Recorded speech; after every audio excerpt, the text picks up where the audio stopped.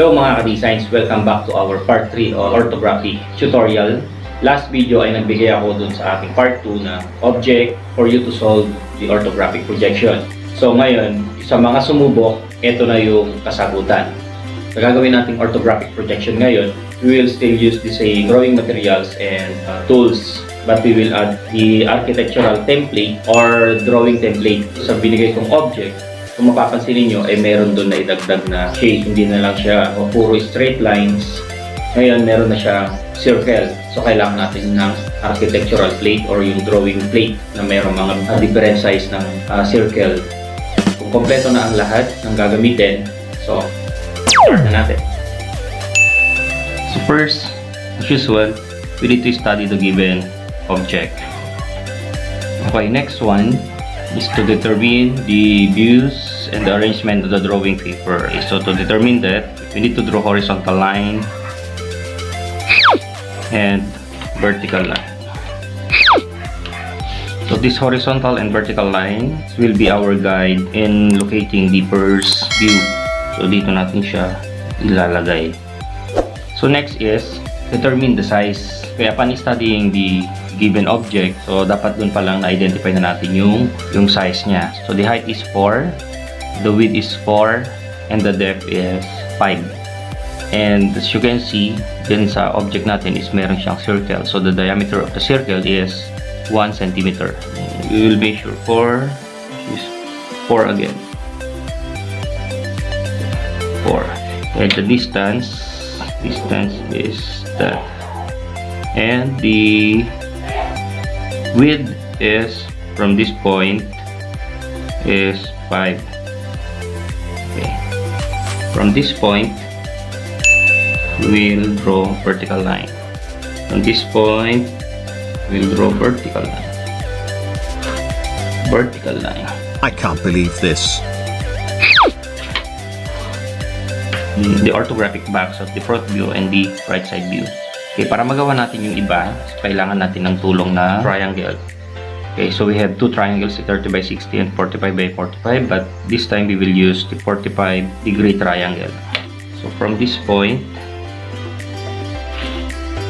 okay, so make it sure na magkocross siya doon sa may vertical ng right side view.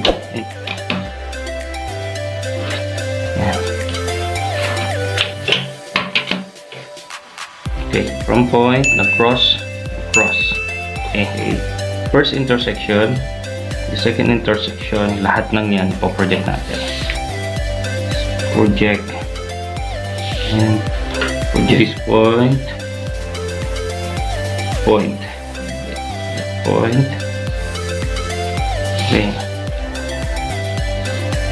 and 1, 2.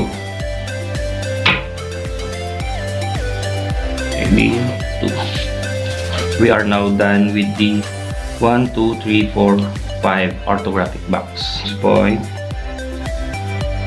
Okay. Then from this point. Okay.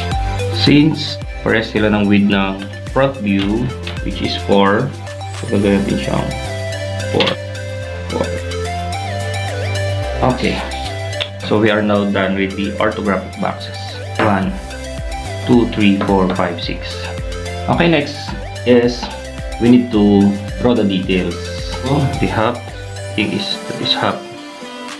Half is 2, and then 1. The same procedure. Lahat ng point na nilagay natin, kailangan i-project natin siya.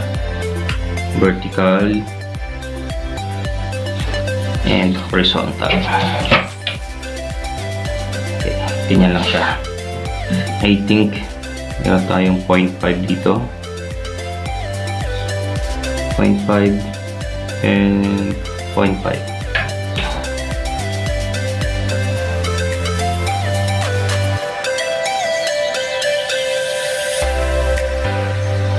Check natin siya pag gano'n. So lahat ng mga lines dyan, project natin siya hanggang sa dulo. Vertical man yan or horizontal man yan. Okay, ganun lang yan. Meron tayong nakikita dyan na butas. I think that is the diameter is 1 cm. project din natin yan. Doon. Okay. Kung nalilito kayo dyan sa mga guidelines natin, so pwede naman ninyong isabay na yung tracing of the visible edges. Okay, so gawin natin para maging malinaw yung mga details. Okay, unahin natin muna yung front view. Okay, so unahin natin yung front view para maging malinaw.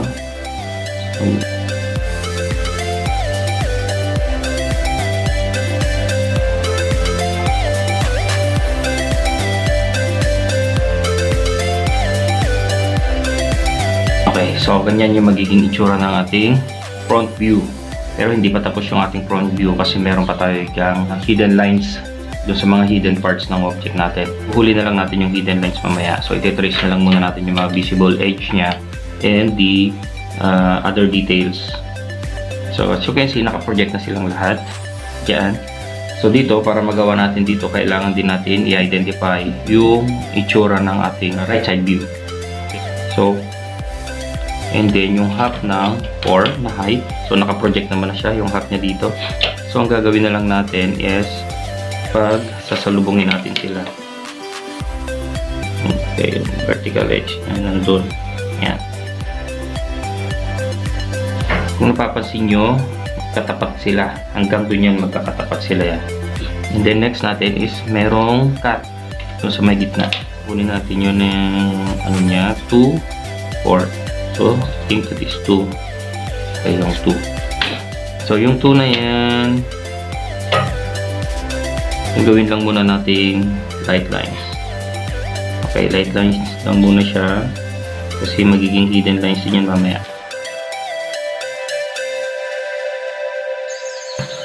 Okay, so next is yung top. Po-project lang natin yun. So, naka-project na yung point. Ito, wala pa. Okay, so mayroong point doon. Meron din yung point. Okay, so 1, 2. Pag ganun tayo. From this point, doon. From this point, to doon. So, i-identify na natin yung mga visible parts niya.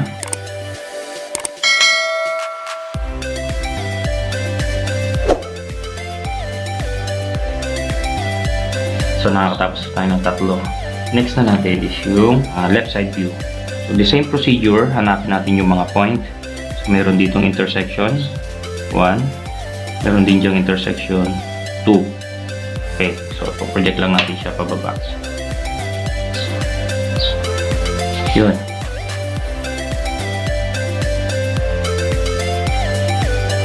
Ganyan muna siya. Tapusin natin mamaya. And then, the rear view. So, hindi na natin siya makukuha sa projection kasi iba yung mga intersection niya. Okay. So, ang gagawin na lang natin is manual na lang natin. So, susukatin natin. So, the same lang naman sila dito. 1, 2. So, una 1, 1. Vertical. So, kailangan natin i-identify ngayon yung ating rear view.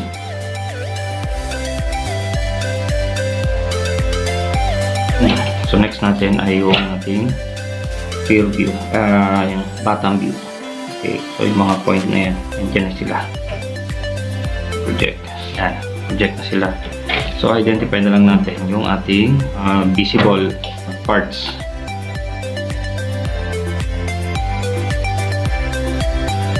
Okay, so meron na tayong 6 views. Yun yung mga visible parts lang niya ng ating orthographic projection. Meron tayo ditong naidagdag. Okay, meron tayong circle. Diameter is 1 cm. Okay, dito na mga ka-designs, kailangan na natin ng mga architectural template, mga drawing template na meron siyang mga bilog. Pasensya na kayo, wala ako noon ngayon kasi na-misplace ko yung aking template, di ko mahanap. Okay, pero meron akong remedyo dyan. So since na 1 cm, eksaktong-sakto naman yung aking T-square, yung butas ng aking T-square para gawin yung bilog na yan. Gawin tayo ng circle. The same procedure, ipo-project natin yung mga or edge part ng ating circle. Project natin siya up. Project natin siya. Okay, no problem na dun sa ating horizontal line kasi naka-project na lahat yan hanggang dun sa kabila.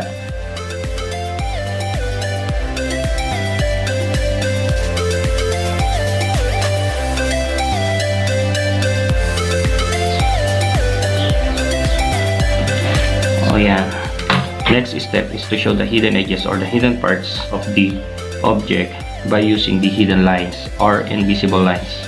Okay, unahin muna natin yung mga horizontal line. Ayan.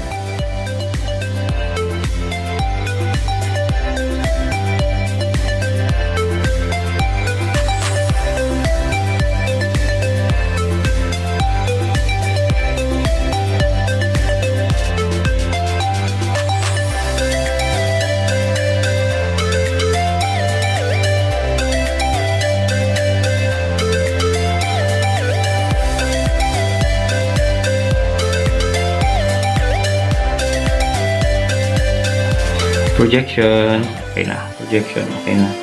Projection lines, okay na. So, but this time, we will add another line, which is the center line. Okay, yung center line natin is ginagamit niya sa mga cylinder part or yung mga bilog or yung mga butas. Yan.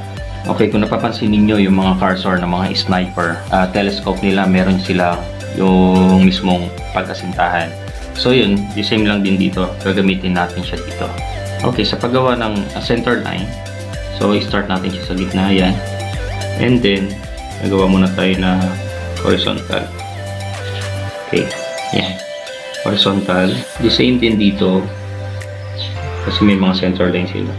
Pero sa paggawa ng center line, meron siyang mahaba.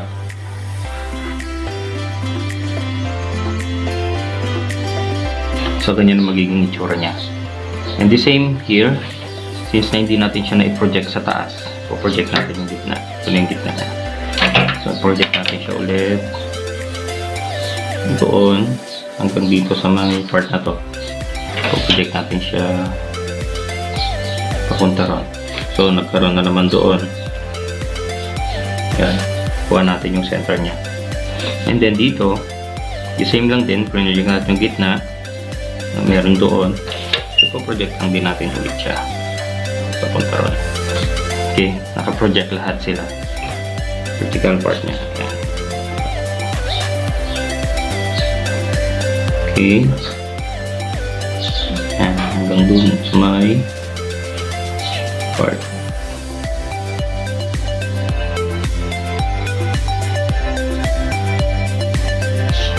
Okay, so we are now done with the orthographic views, and the last step is to label them.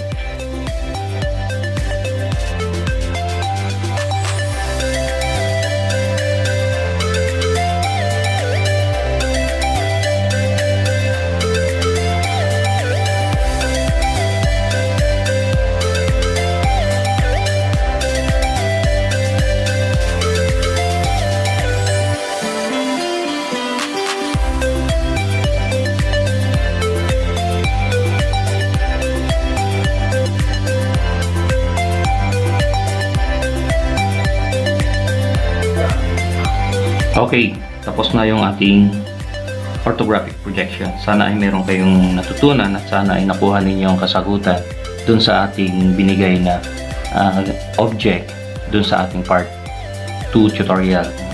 Para sa part 4 ng ating orthographic projection tutorial, ito yung ibibigay kong object.